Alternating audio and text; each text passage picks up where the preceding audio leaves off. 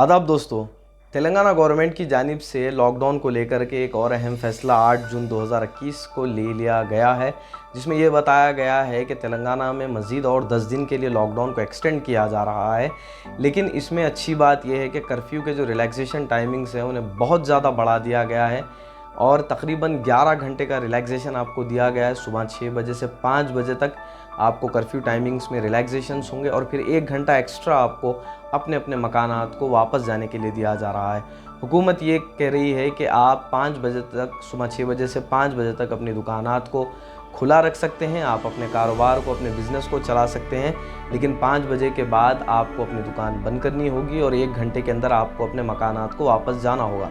अगर आप ये नया जियो देखें, जियो नंबर 119 है, लेकिन इसमें ज़्यादा कुछ चेंजेस नहीं किए गए हैं। जो पिछली बार बताए गए थे तकरीबन वही चीज़ें हैं, लेकिन बस इसमें एक नई चीज़ ये ऐड हो गई कि जो रिलैक्सेशंस है उन रिलैक्सेशंस को बढ़ा दिया गया है। बाकी का कोई इसमें ज़्यादातर चेंजेस नहीं देखने को मिले हैं। जियो नंबर 119 में अगर आप देखेंगे तो तकरीबन वही चीज़ें हैं। जो पैसेंजर्स जो आने जाने के मामलात हैं उन पर रोकथाम है, दूसरे स्टेट से जो बसेस आ रही हैं उन पर रोकथाम है, और उसके अलावा भी बहुत ज़्यादा रिस्ट्रिक्शन जो लगाए गए थे वो तमाम फॉलो किए गए हैं। और इस बार जो एक्सपेक्ट किया जा रहा था कि शायद जिम्स को खोलने की इजाज़त दे दी जाएगी, असदुद्दीन ओवैसी ने भी एक जिम ओनर से फ़ोन पर कॉल पर बात करते हुए बताया था कि 9 जून के बाद मैं कुछ ना कुछ सीएम से बात करूंगा और इस मसले में कम से कम जिम को खुलवाने के लिए मैं अपील करूंगा। लेकिन अभी तक तो इस जियो में इस तरह का किसी भी किस्म का फ़ैसला नहीं लिया गया। अब देखना ये होगा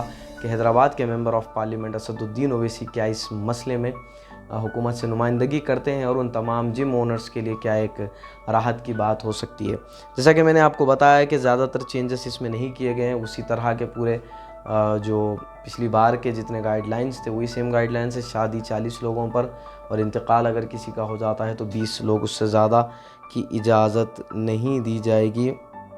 और तकरीबन जो गुज़िश्ता जियो में बताया गया था प्रोहिबिटेड एक्टिविटीज़ मैंने आपको बता दी। जो परमिटेड हैं वो तो आप जानते ही हैं, जिनके पास है, या फिर जो प्रिंट इलेक्ट्रॉनिक मीडिया से हैं, आईटी कंपनी से, आईटीएस से हैं, डॉक्टर्स हैं, नर्सिंग स्टाफ हैं, या फिर मेडिकल ओनर्स हैं, मेडिकल में काम करने वाला स्टाफ है, इन तमाम को कहीं ना कहीं पर बड़ी राहत दे दी गई है। लेकिन मैं समझता हूँ कि जो 12 घंटे का रिलैक्सेशन दिया गया ये बहुत बड़ी बात है और इससे बिज़नेस शायद हो सकता है कि तेलंगाना के हालात दोबारा संभल जाए। एक और चीज़, आज राशन कार्ड को लेकर के एक अहम फ़ैसला दिया गया तेलंगाना कैबिनेट की इस बैठक में। तेलंगाना कैबिनेट की जो बैठक हुई आज, उसमें बताया गया कि तकरीबन 4.5 लाख राशन कार्ड होल्डर्स जो गुज़िश्ता साल से जो इंतज़ार कर रहे हैं अपने नए राशन कार्ड्स का, उन्हें 15 दिन के अंदर राशन कार्ड्स इशू करने होंगे। ये फ़ैसला सीएम केसीआर ने लिया है, तो कहीं ना कहीं ये एक अच्छी बात है।